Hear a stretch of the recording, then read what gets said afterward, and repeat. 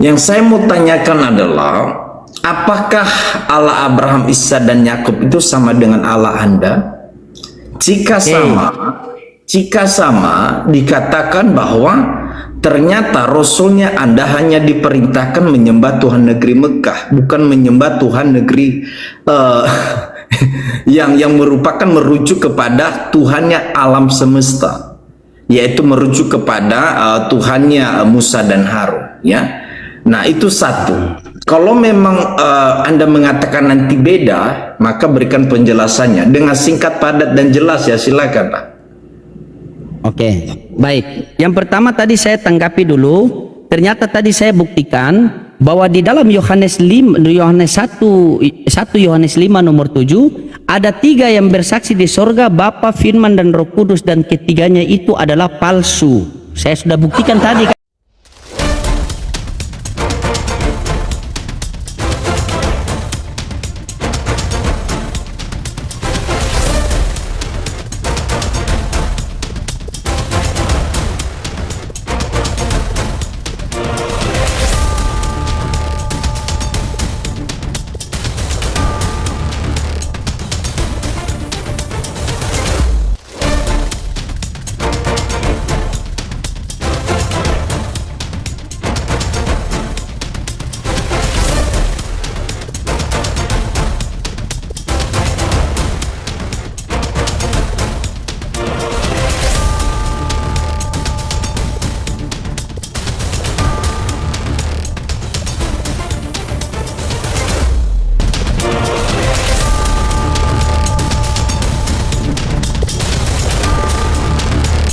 Assalamualaikum warahmatullahi wabarakatuh. Selamat datang di channel Tanya Jawab Iman, tempat di mana Islam dan Kristen bertemu dalam ruang diskusi dan debat. Di sini, setiap argumen akan diuji dengan dalil, logika, dan kejujuran berpikir. Para apologet Islam akan menjelaskan kebenaran agama Islam dengan hujah yang kuat, sementara pihak Kristen akan bertanya dan berusaha mempertahankan keyakinannya dengan cara mereka. Ini bukan sekedar diskusi dan debatan, melainkan pembelajaran iman dan logika yang membuka mata kita tentang siapa Tuhan sebenarnya dan bagaimana manusia memahami wahyunya. Nah, singkat kata, mari kita lihat video sekarang. Keadaan sang pencipta dengan pribadi. Jadi ketika ditanya berapa Allahnya orang Kristen, maka Allahnya orang Kristen, Tuhannya orang Kristen itu satu, bukan dua, bukan tiga. Tetapi di dalam Allah yang satu itu, di dalam Allah yang Esa itu ada 3 pribadi di dalam Allah yang satu. Data. Karena 1 Yohanes 5 ayat yang ke-7 dikatakan ada 3 yang memberi kesaksian di surga, yaitu Bapa, Firman, Roh Kudus, dan ketiganya adalah satu. Oke, jadi Anda nggak bisa membedakan mana hakikat, mana pribadi. Karena memang ada 3 pribadi yang berbeda, yang tidak dapat dipisahkan, namun dapat dibedakan. Ini yang Pak Loding nggak pahami, makanya sangat wajarlah ketika Tuhan Yesus ya berdoa kepada Bapa. Ya, begitu ya Pak Loding, ya mungkin itu yang Pak Loding nggak paham. Oke, saya tanggapi ya. Ini saya buka datanya, biar enak kita diskusi pakai data. Di dalam Alkitab Sabda 1 Yohanes 5 nomor 7, sebab ada 3 yang memberi kesaksian di dalam sorga, Bapa, Firman, dan Roh Kudus, dan ketiganya itu adalah satu. Oke, perhatikan Pak Pendeta. Berapa Tuhannya? Lewat data itu. Sabar. Ya, udah menjawab data itu. Ada berapa Tuhannya? Ya, sabar Pak. Di dalam 1 Yohanes 5 nomor 7, kalau menurut Yerusalem dikatakan apa Pak di sini Pak Pendeta? Data tadi itu ada berapa sabar, Tuhannya? iya sabar. Iya, sabar dulu, jangan panik.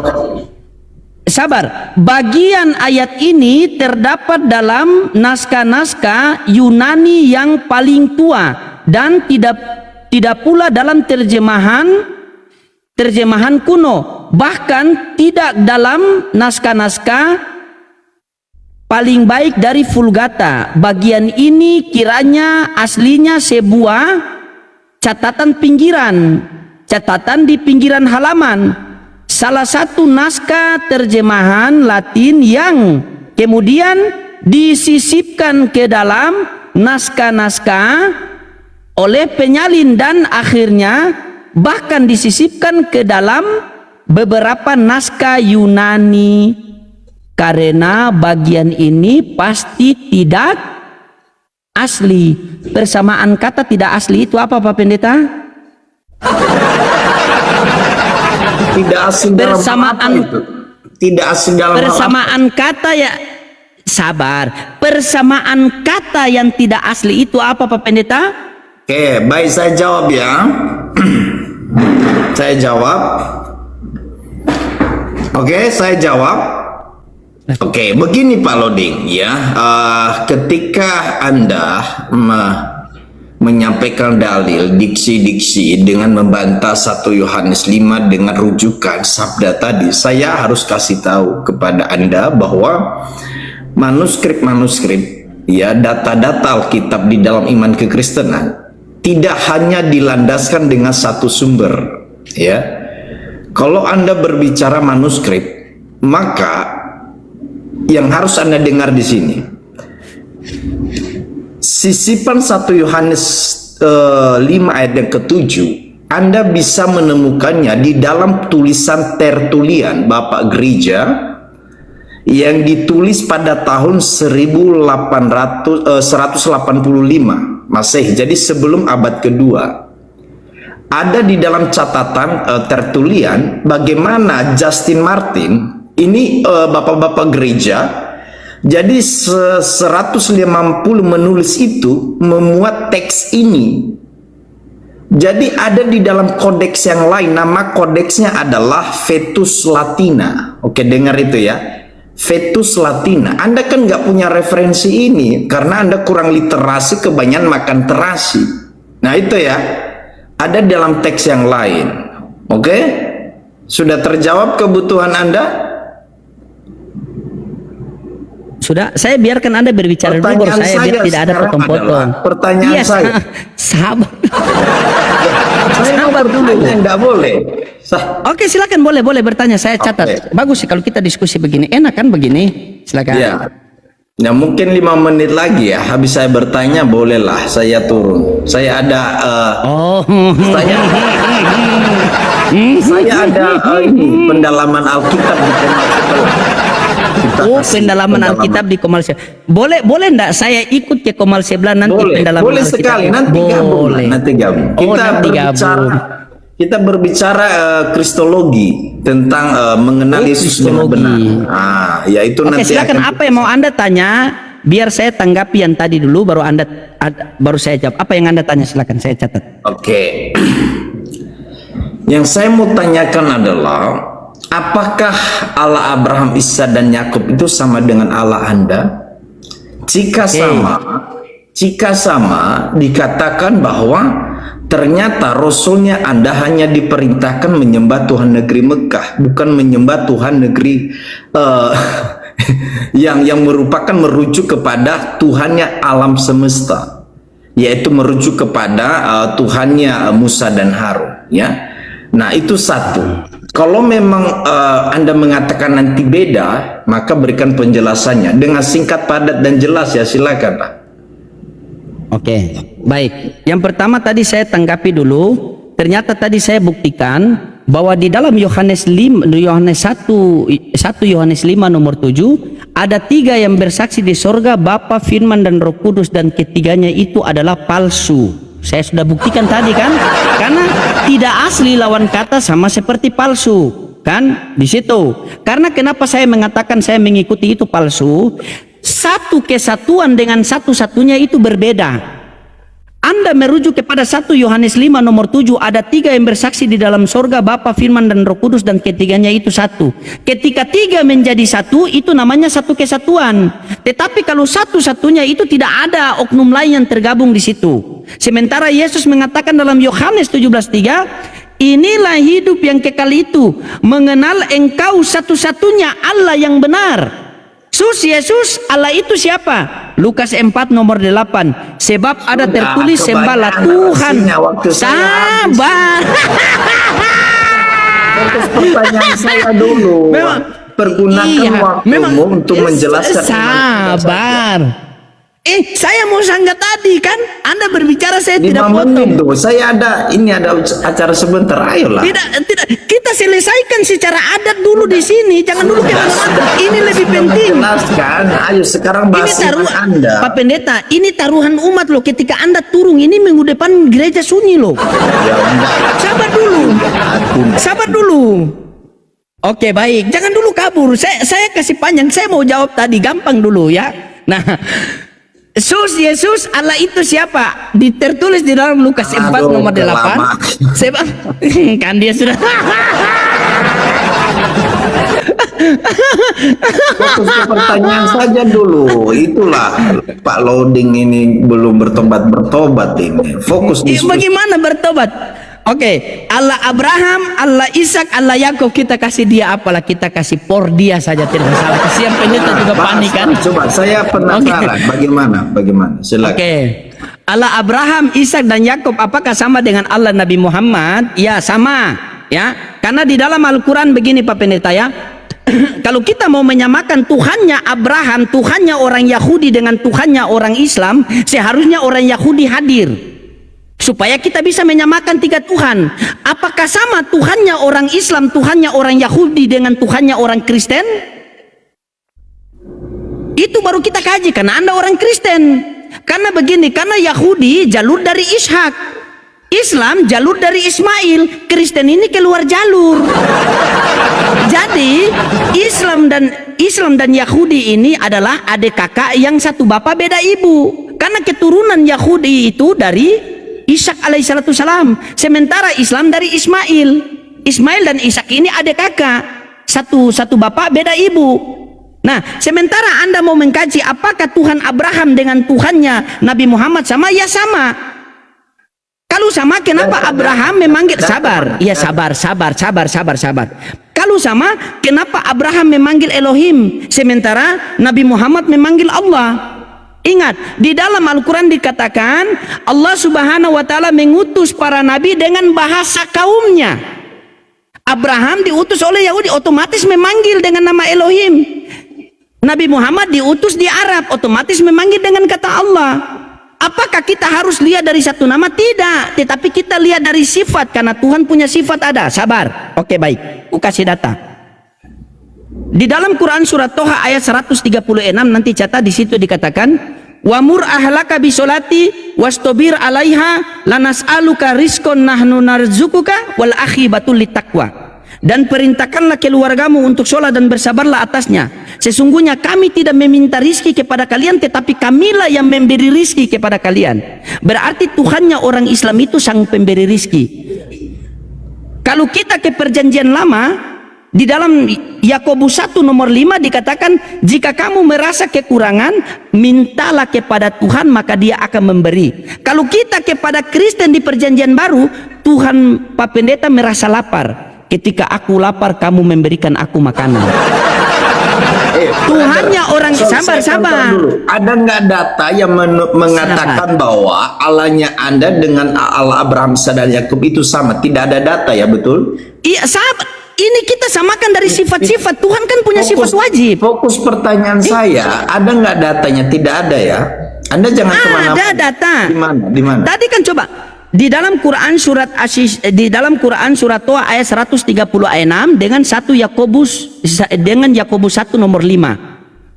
Di situ di dalam Yakobus 1 nomor 5 mengatakan begini, jika kamu merasa kekurangan hikmat, mintalah kepada Tuhan maka dia akan memberi. Berarti Tuhannya Abraham itu sang maha pemberi. Di dalam Islam Allah yang memberi rizki, sementara Tuhannya Pak Pendeta merasa lapar.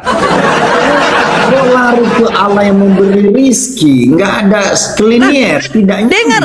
Aduh, bagaimana Pak Pendeta ini? Pak Pendeta, kita mau kasih samakan, jangan dulu Anda potong. Jangan dengar. Sesuatu yang tidak sama. Sabar dulu. Nanti kita begini, pakai data. Ada nggak datanya?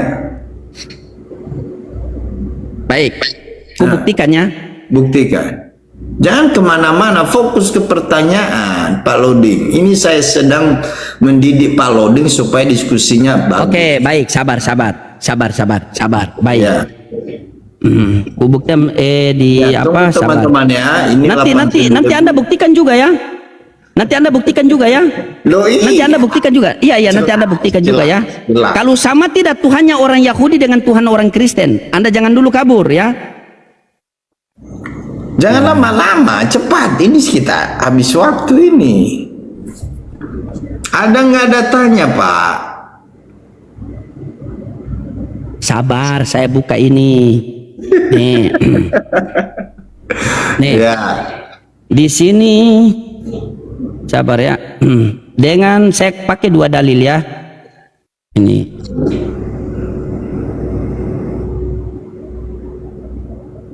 Nah, ini. Aku kasih balik sama Pak Pendeta ya.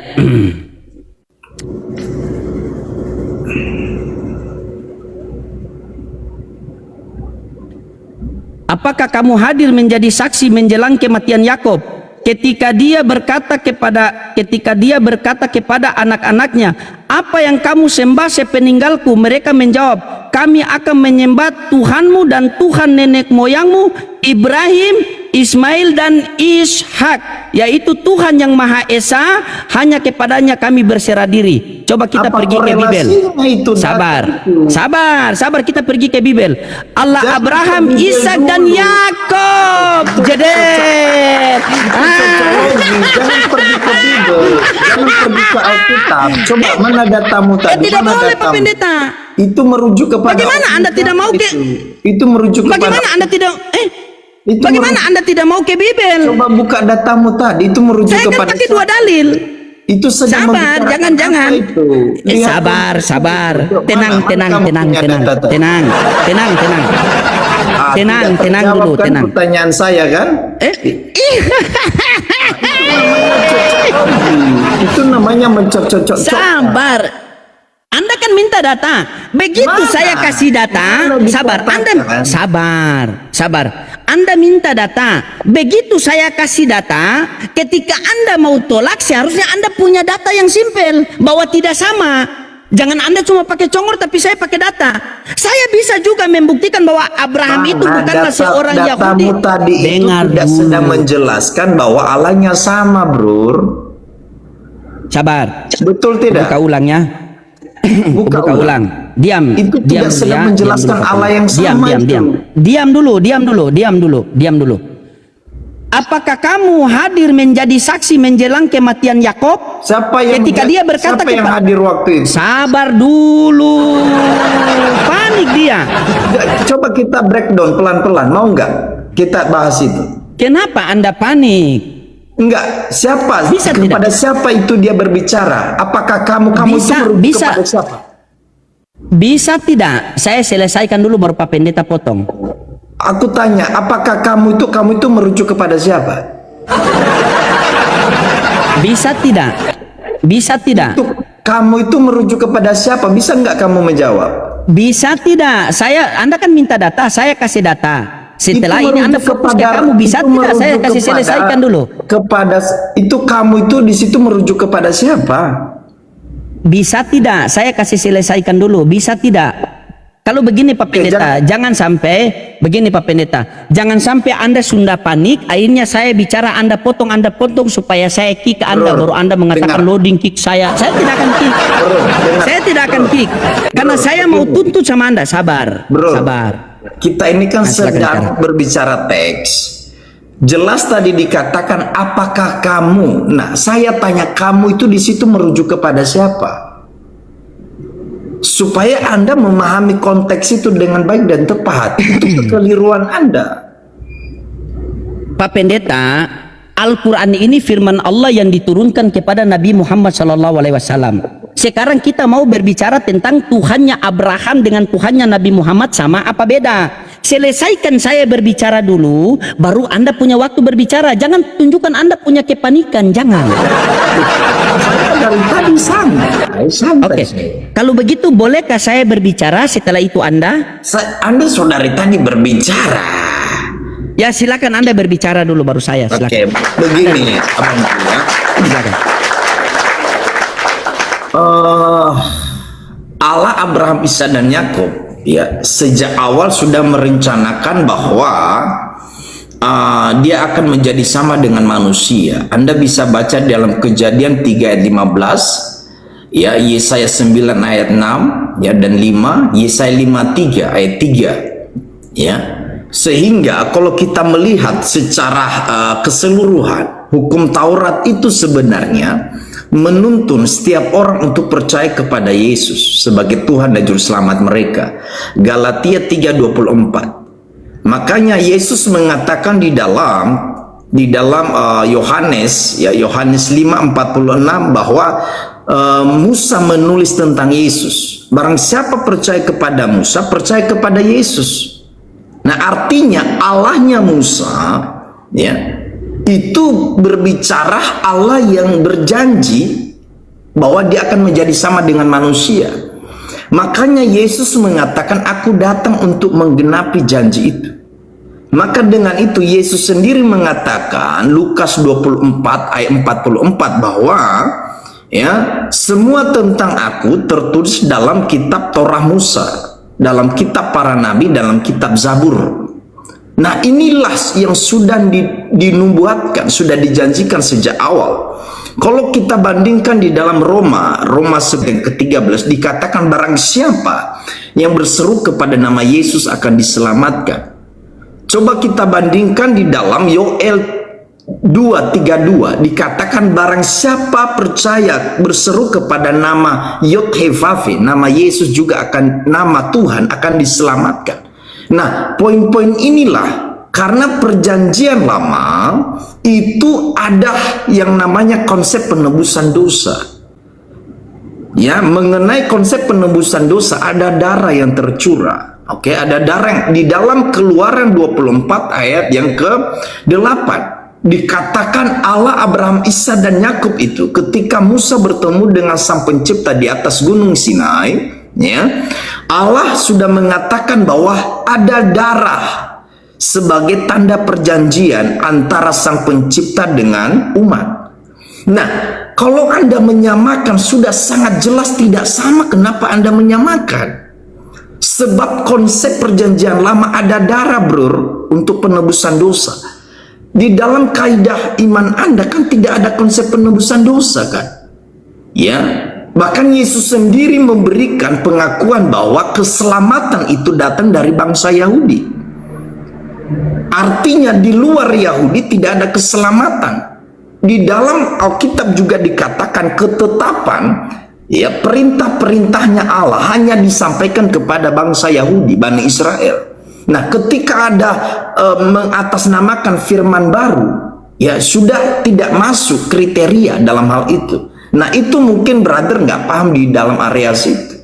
Makanya karena orang Yahudi ya berpegang teguh dengan perjanjian lama, Allahnya Abraham, Ishak dan Yakub, sehingga pada saat Yesus hadir, ya dia adalah Allah sejati, ya. Tetapi dia menggenakan natur kemanusiaan supaya di dalam natur kemanusiaannya dia dapat taat sampai mati di atas kayu salib.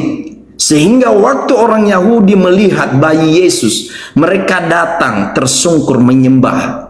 Karena itu adalah Tuhan dan dikonfirmasi oleh malaikat.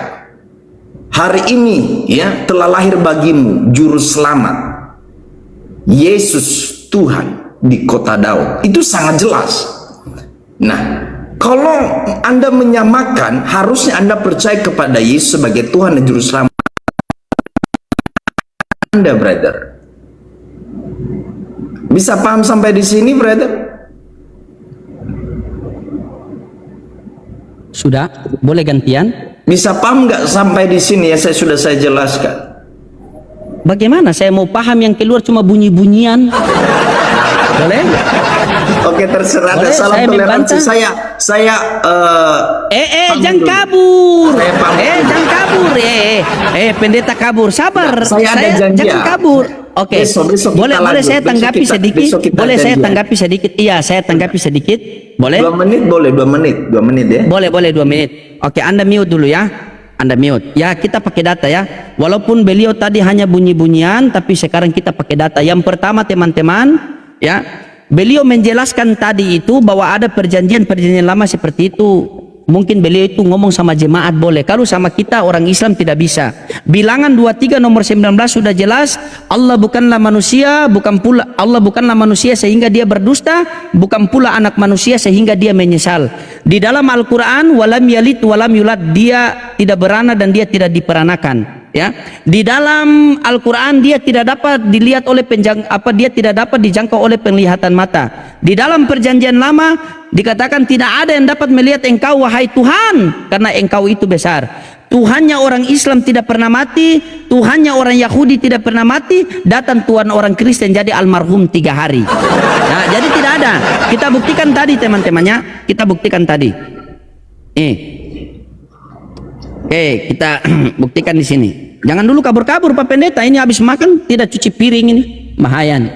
Nah, di sini dikatakan teman-teman, apakah kamu menjadi saksi menjelang kematian Yakub ketika dia berkata kepada anak-anaknya, apa yang kamu sembah sepeninggalku? Mereka menjawab, kami akan menyembah Tuhanmu dan Tuhan nenek moyangmu Ibrahim, Ismail dan Ishak, yaitu Tuhan yang Maha Esa. Hanya kepadanya kami berserah diri. Coba kita lihat di dalam Bible, di dalam Kisah Para Rasul 3:13, Allah Abraham, Ishak dan Yakub, Allah nenek moyang kita telah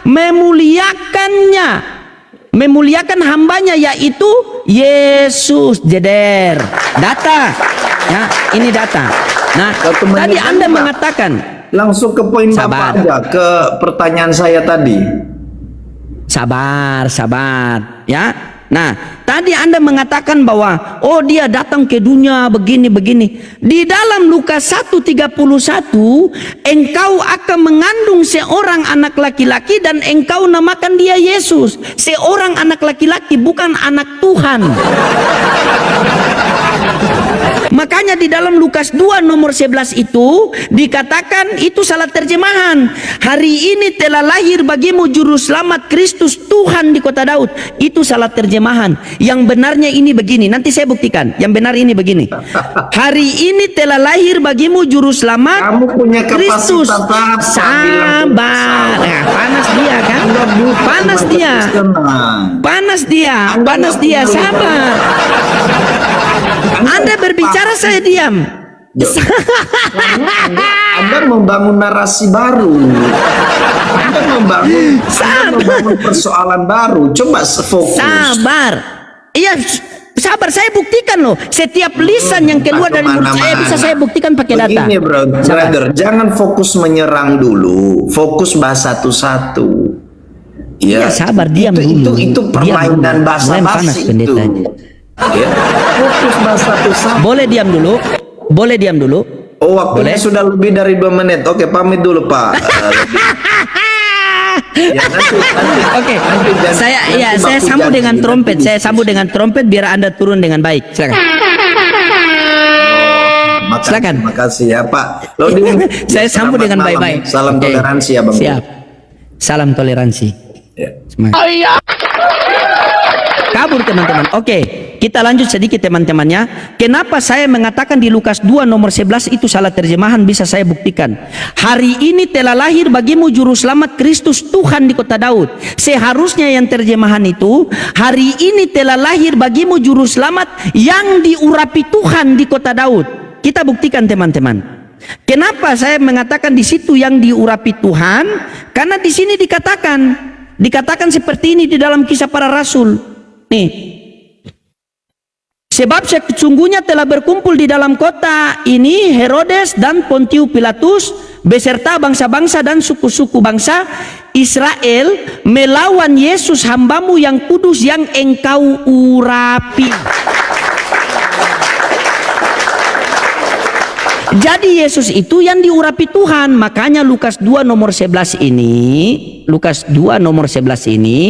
itu seharusnya hari ini telah lahir bagimu juru selamat, yaitu Kristus yang diurapi Tuhan. Karena Yesus itu dikatakan Kristus itu diurapi. Siapa yang mengurapi? Tuhan yang diurapi. Itu cara pemahaman Bible. Menyesal pendeta itu minggu depan kurang lagi dia punya jemaat. Kita sudah buktikan, tapi mereka tidak mau terima. Silakan, Arel, open cam. On cam dulu, on cam. Silakan. Oh jelas. Bang Abang? Pi, turun di bawah. Penghujat mau naik, tidak ada ilmu. Kau itu urus motor punya ansuran dulu. Debt collector mau naik-naik diskusi. Di sini bukan masalah fidusia. Di sini bukan masalah tunggakan, di sini masalah Tuhan ini.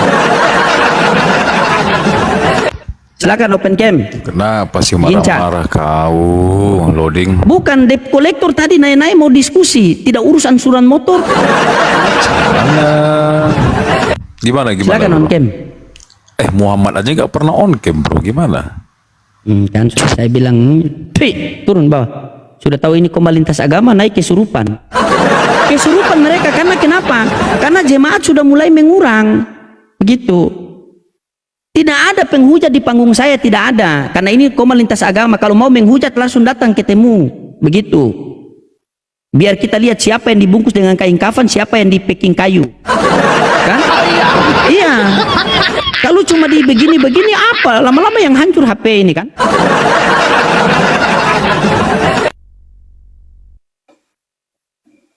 Ya, halo, Alex, Islam Kristen. Kristen, selamat malam Abang. Saya panggil. Siap, Bang Alex, bisa open cam Bang Alex? Bisa. Sekarang. Oke. Bentar ya. Dan. Bentar,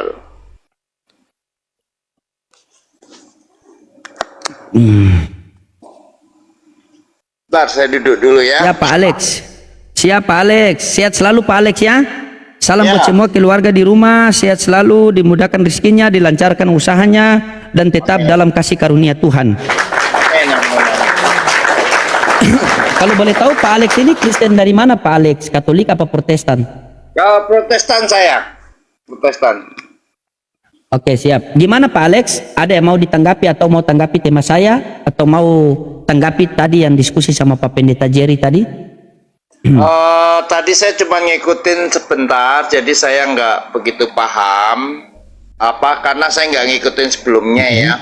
Lalu tentang ini Kristen ajaran bingung, yang dimaksud bagaimana Bang? Bapak punya Bible di situ Pak, biar kita buktikan ini pertanyaan Pak. Ada. Oke. Sebentar ya. Ada, bisa ambilkan Bible, kita buktikan. Siap Pak. Siap Pak. Belum. Ya Allah, siap. Siap, semangat sehat selalu Pak ya. Ini seperti kita diskusi sama sehat. orang tua kita juga ini. Ya Allah, siap.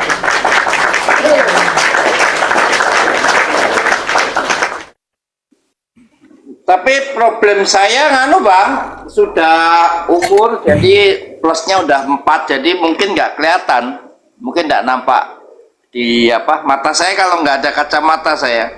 Oke, kita coba aja. Ya, coba dibaca situ. Nanti kita arahkan di sini saja ya. Oke. Ya, di dalam Yohanes 14 nomor 1 coba bisa dibaca. Yang penting bisa dilihat samar-samar tidak masalah. Yohanes Yohanes 14 ayat 1.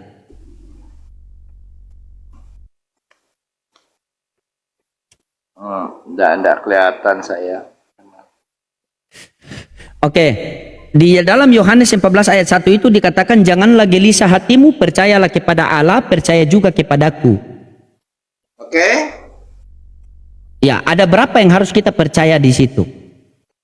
Percaya kepada Allah dan percayalah kepadaku. Ya, ada berapa yang harus kita percaya di situ, Bapak? Di situ konteksnya 2 ya? Iya, berarti ada berapa yang kita percaya? 2. 3 Ada kalau, 2. Kalau pemahaman saya 3, yang satu lagi Roh Kudus. Tapi tidak ada Roh Kudus di situ, kan kita baca yang tertulis. Kan tidak boleh menambah-nambahkan firman Tuhan, tidak boleh mengurangi-ngurangi firman Tuhan. Yang kita bacakan yang tertulis. Di dalam yang tertulis di situ kan, janganlah gelisah hatimu, percayalah kepada Allah, percaya juga kepadaku. Ya, Berarti ada berapa yang harus kita percaya di situ? 2. Kalau 2. Nah, yang mana Tuhan? Oke. Tuhan yang dimaksud Allah Bapa di surga atau Tuhan Yesus? Berarti ada berapa Tuhan sih di Kristen? Kalau kami 3. Ya, jadi Oh, Bapa Tuhan di surga, 3. ya, Tuhan Yesus dan Roh Kudus. Oh, berarti Tuhan tiga. Kalau Bapak mengatakan bahwa Tuhan tiga, berarti bertentangan dalam Yohanes 17:3 dong. Yesus sendiri mengatakan satu-satunya. Ya, tidak bertentangan, Bang. Jadi pemahaman yang saya pahami Ya, silakan. ya, Silakan. bahwa pemahaman kita Bapa di surga, Allah itu adalah roh. Ya, roh tersebut tidak terjangkau, ya, dia segalanya maha dan lain sebagainya, ya. Bahkan kita tidak bisa melihat secara langsung, ya, meraba juga tidak bisa, kemudian tanpa batas, ya, tanpa batas dan tidak menunjukkan satu bilangan tertentu, ya. Itu pemahaman saya, ya. Itu adalah roh, ya. Allah itu roh, seperti di dalam Kejadian, ayatnya di mana ya? Mungkin teman-teman yang di bawah bisa bantu Pak Alek. Allah itu roh. Kalau di Muslim kan Allah itu zat, ya. Saya sih bukan ingin mengkomparasi, enggak ya. Cuman saya ingin sampaikan aja bahwa kalau di dalam kekristenan itu Allah itu roh. Lalu roh tersebut memiliki firman, ya. Dan firman itu karena kasih karunia Tuhan Allah Bapa kepada umat manusia, maka dia turun ke bumi, ya, turun ke bumi, masuk ke dalam kandungan Ibu Maria, dihembuskan, ya, dihembuskan rohnya di dalam rahim Bunda Maria, lalu lahirlah dan diberi nama Yesus Kristus, ya. Yesus, Yosua, ya. Iya, Yosua Hamasya. Ya, Yosua Hamasya. Lalu Berarti kalau Bapak sendiri, kalau Bapak Alex sendiri, Tuhan Bapak namanya siapa? Yahweh, Bapa di surga, kami sebutkan karena saya nggak biasa Iya. bahasa Oke, Ibrani atau iya. Yunani, ya. Berarti Tuhan Bapa adalah Yahweh, Bapa yang di sorga. Terus Yesus Tuhan atau bukan? Tuhan, ya, Tuhan Yesus yang, Tuhan di mana? ya, Tuhan yang di bumi, yang di bumi. Oh, Tuhan yang di bumi. Boleh sedikit ini tambahkan? Iya, boleh, silakan. Ya, karena kasih karunia, betapa besar kasih Allah kepada kita, maka firman-Nya itu atau bagian daripada roh Bapa di surga itu turun ke bumi, menjelma menjadi manusia, ya, yang diberi nama Yesus Kristus. Itu dua, ya, dua. Lalu yang ketiga bahwa setelah dia wafat, kemudian bangkit dan naik ke surga, karena kita manusia yang lemah, ya, maka dibutuhkan roh penolong, ya. Maka Tuhan Yesus berjanji memberikan Roh Kudus kepada orang yang percaya kepadanya. Demikian, Bang. Oke, baik Pak. Nah, saya mau tanya sama Bapak simpel dulu Pak, ya. Saya ini kan beragama Islam, Bapak beragama Kristen, ya. Landasan iman saya yaitu kitab suci saya, yaitu Al-Quranul Karim. Nah, Bapak sebagai agama Kristen ini, landasan iman Bapak itu berlandaskan Bapak-bapak gereja atau para pendeta atau kitab suci? Kitab suci, Alkitab. Kitab suci, Alkitab, baik. Nah, kalau saya, karena keimanan saya berlandaskan kitab suci saya yaitu Al-Quranul Karim, maka bagaimana saya mencari tahu Tuhan saya, yaitu harus melalui kitab suci saya. Benar tidak? Nah, di dalam kitab suci saya begini Pak, di dalam kitab suci saya di Quran surat Toha ayat 14 dikatakan, aku ini adalah Allah, sembahlah aku dan dirikanlah solat untuk mengingat aku. Timbul lagi pertanyaan Pak, di situ mulai timbul pertanyaan. Apakah Allah itu nama apa gelar? Dijelaskan juga dalam Al-Quran Pak, bahwa Allah itu adalah nama. Al-Fatihah ayat 1 dengan menyebut nama Allah yang maha pengasih lagi maha penyayang, berarti Allah itu nama. Nah, timbul lagi pertanyaan, terus bagaimanakah rupa Allah itu? Dijelaskan juga dalam kitab suci saya Pak, Al-Quran Asy-Syura ayat 11, dia tidak serupa dengan makhluk. Nah, kalau dia tidak serupa dengan makhluk, dia setara dengan apa? Dijelaskan juga dalam Al-Quran kami Pak, dia tidak setara dengan makhluk. Kalau dia tidak setara dengan makhluk, siapa yang peranakan dia atau dia pernah beranak? Dijelaskan juga dalam Al-Quran, dia tidak pernah beranak dan tidak diperanakan. Apakah dia bisa dilihat dengan mata? Dijelaskan juga dalam Al-Quran bahwa dia tidak dapat dijangkau oleh penglihatan mata. Nah, terus bagaimana Tuhannya loading, Tuhannya orang Islam menunjukkan bahwa dia itu ada namun tidak terlihat? Maka dijelaskan juga dalam Al-Quran, Quran surah Quran surah Fusilat ayat 53, bahwa Allah Subhanahu wa taala dia akan menunjukkan keberadaannya dari ciptaan-ciptaannya. Dari ciptaan-ciptaannya. Apakah ada ciptaan Allah yang tidak bisa ditolak oleh seluruh manusia? Yaitu ada. Quran surah Luqman ayat 10. Dijelaskan di situ, Allah Subhanahu wa taala menciptakan langit dan bumi tanpa tiang. Mau orang Hindu, Kristen, Buddha, Katolik, Konghucu tetap sepakat bahwa langit dan bumi tanpa tiang, benar? Nah, itu dijelaskan dalam Quran surah Luqman ayat 10. Dialah Allah yang menciptakan langit dan bumi tanpa tiang. Nah, sekarang Bapak sebagai kekristenan, landasan iman Bapak melalui kitab suci. Nah, di dalam 1 Timotius 6 nomor 16, di situ dikatakan begini, Pak. Dialah satu-satunya yang tidak takluk kepada maut, bersemayam di dalam terang yang tak terhampiri. Tidak ada seorang pun yang dapat melihat dia, dan manusia pun tidak bisa melihat dia. Ini sosok siapa, Pak? Allah Bapa di surga. Allah Bapa di sorga. Bagaimana kita mengenal Allah Bapa itu yang tidak terlihat? Apakah Allah Bapa itu datang sendiri ke dunia menghampiri kita, atau dia mengutus utusannya ke dunia untuk memberitahu kepada kita bahwa Allah Bapa itu ada namun tidak terlihat? Bagaimana cara kita mengenal Allah Bapa itu, Pak? Coba Anda jelaskan berlandaskan iman Anda. Oke, izin diulangi, Bang. Diulangi pelan-pelan, Bang. Oke. Di dalam 1 Timotius 6 nomor 16, di situ dikatakan dialah satu-satunya yang tidak takluk kepada maut, bersemayam di dalam terang yang tak terhampiri. Tidak ada seorang pun yang dapat melihat dia, dan manusia pun tidak bisa melihat dia. Ya, ini sosok Allah Bapa. Nah, pertanyaan timbul, bagaimana cara kita mengenal Allah Bapa yang tidak bisa dilihat dan tidak bisa terhampiri? Apakah Allah Bapa yang datang sendiri ke dunia menghampiri kita, atau dia mengutus utusannya datang ke dunia untuk memberitahukan kita bahwa Allah Bapa itu ada namun tidak terlihat? Bagaimana cara kita mengetahui Allah Bapa itu ada? Melalui penjelasan dari kitab suci Anda. Oke, baik. Terima kasih ya, teman-teman ya. Yang pertama, saya seringkali mendengar tentang pemahaman Muslim ya. Saya nggak masuk ke wilayah sana ya, karena saya bukan seorang apologet ya. Cuman saya sedikit banyak paham, dan di sini saya bersyukur saya menjadi orang Kristen, yang mana jelas di dalam pemahaman saya bahwa kita ini manusia roh, betul ya kan? Tentu Allah kita menurut saya itu juga roh ya. Oleh karena roh Allah yang begitu mengasihi manusia, maka dia tidak ingin kehilangan satu anaknya ya, dalam tanda kutip anak.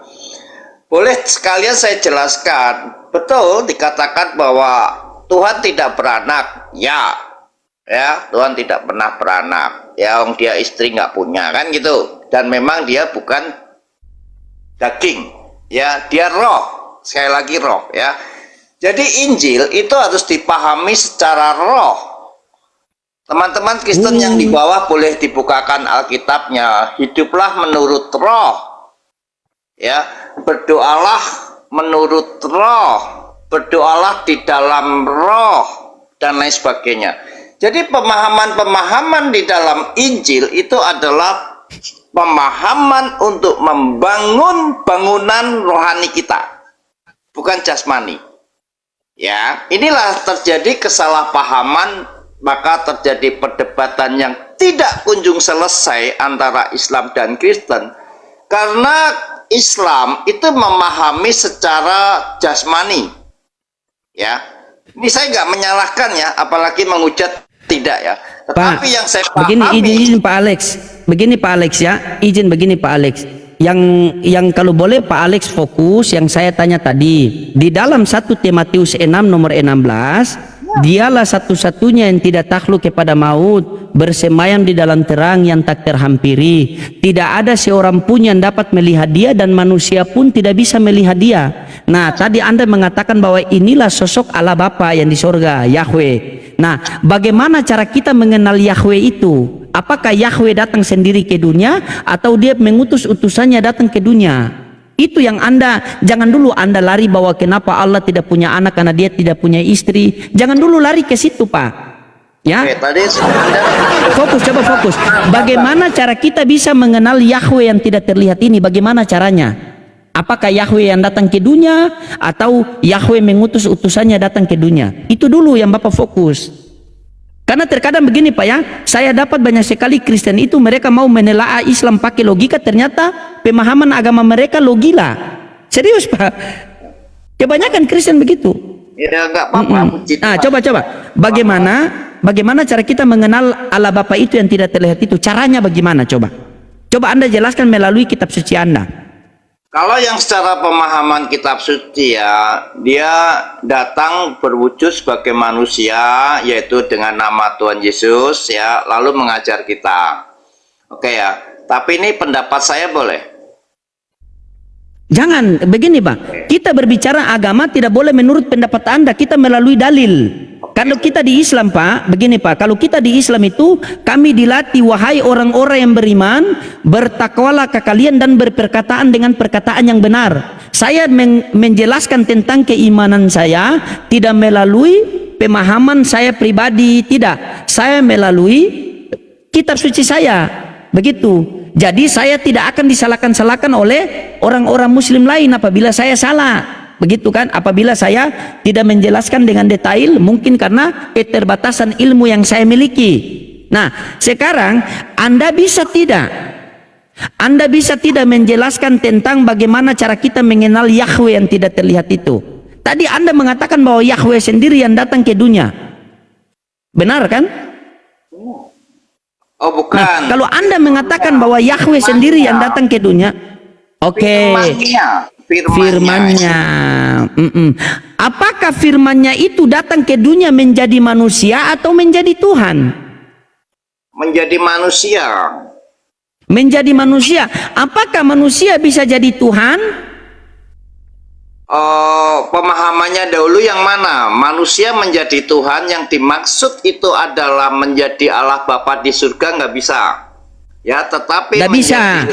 Nggak bisa ya. Tapi menjadi roh, ya, tetapi menjadi roh yang mana gambaran daripada Allah Bapa di surga bisa, ya, gambaran ya. Gambaran Allah. Teman-teman ada yang di bawah nggak ya? Kristen boleh dibuka ya. Saya karena nggak bisa melihat semua begini, yang Pak. saya sampaikan Pak, itu begini. ada datanya ya. Dia begini Pak, Yesus saya terangkan gambaran. sama.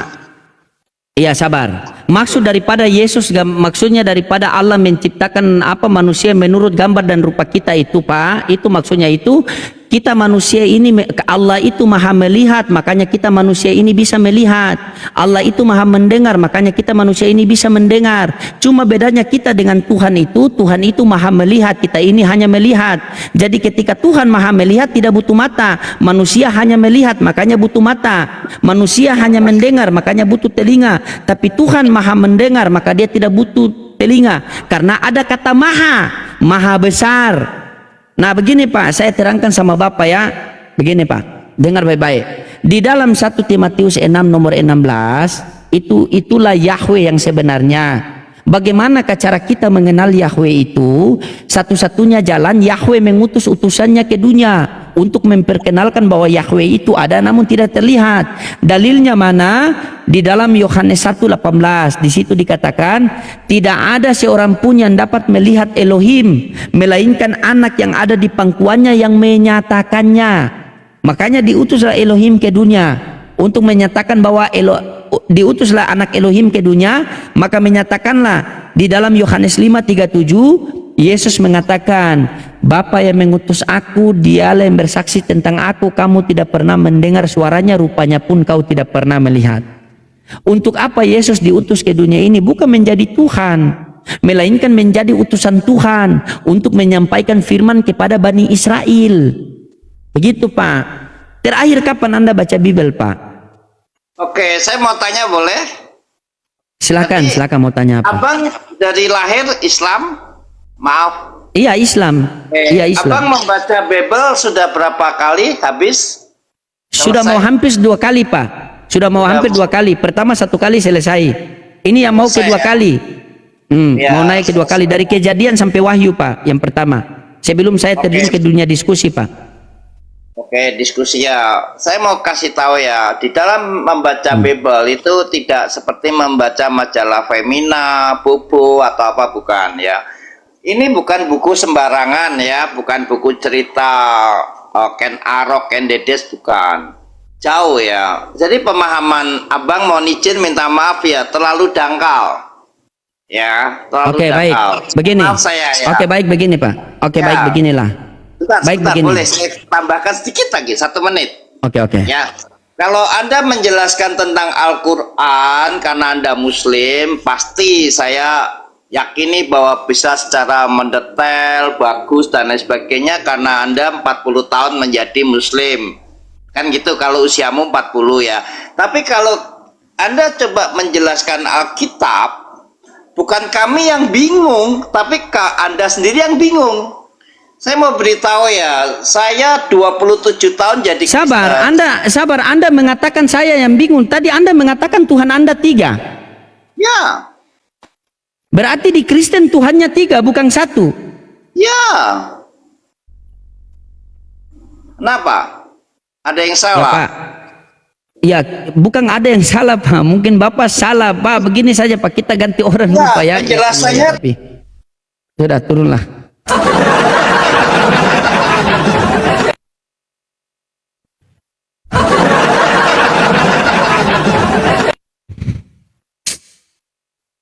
Seharusnya orang-orang begitu jangan kirim ke saya teman-teman, kirim ke Pak Purnomo. Masa kirim ke saya? Inilah kalian Kristen-Kristen juga yang muda-muda. Kenapa kalian tidak naik? Kalian juga kasih biarkan orang yang naik cuma hanya modal napas itu. Kan kita kasihan juga kalau kita mau permalukan di atas orang tua. Bagaimana adab kita nanti kan? Kami ini bukan seperti apologet-apologet Kristen yang ketika ada nenek-nenek naik di apologet Kristen mereka pertahankan di atas padahal sudah nenek-nenek. Begitu. Silakanlah kalian yang muda-muda itu naik, bantahkan tema saya karena kalian muda-muda tidak naik. Ini yang kakek-kakek yang naik kan? Bahaya ini, lama-lama tiba-tiba nanti yang naik ini bayi yang baru lahir ini mau bantah tema. Karena kenapa? Karena yang muda-muda ini cuma sibuk urus donasi, urus perempuan, urus Tuhan. Akhirnya yang kakek-kakek yang naik. Kalau kita pertahankan lagi kita berdosa lagi. La ilaha illallah. Alhamdulillah, diskusi ini mengingatkan kita bahwa perbedaan bukan alasan untuk bermusuhan, tetapi kesempatan untuk saling memahami. Kita boleh berbeda dalam keyakinan, tetapi semua manusia sama dalam pencarian akan kebenaran dan kedamaian. Semoga diskusi ini membuka hati, meluruskan pandangan, dan menguatkan iman kita untuk terus belajar tanpa merasa paling benar sendiri. Jika ada hal yang menurutmu menarik, menantang, atau mungkin bertentangan dengan pandanganmu, sampaikanlah dengan cara yang baik dan beradab di kolom komentar. Karena sesungguhnya adab dalam komentar adalah cerminan dari keimanan seseorang. Terima kasih telah menyimak sampai akhir. Semoga Allah memberi petunjuk kepada siapapun yang sungguh-sungguh mencari kebenaran. Sampai ketemu lagi dan tunggu video selanjutnya diskusi dan debat apologetik Islam dengan oknum Kristen lainnya. Assalamualaikum warahmatullahi wabarakatuh.